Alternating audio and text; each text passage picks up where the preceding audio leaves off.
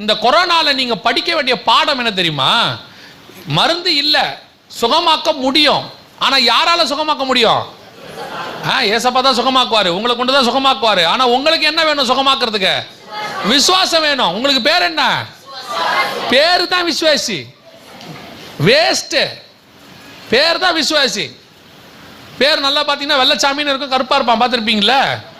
அதே மாதிரி தான் பேர் தான் என்னது? விசுவாசி. விசுவாசமே இல்லாத வாசி இது. விசுவாசமே கிடையாது. விசுவாசம் இருந்திருந்தால் கொரோனா சுகமாகி இருக்கும். உங்க வீடு ஒரு ஹீலிங் சென்டரா மாறி இருக்கும். உங்க வீட்டுக்குள்ள அற்புதம் நடந்திருக்கும். குறைஞ்சபட்சம் நீங்க பயப்படாம இருந்திருப்பீங்க.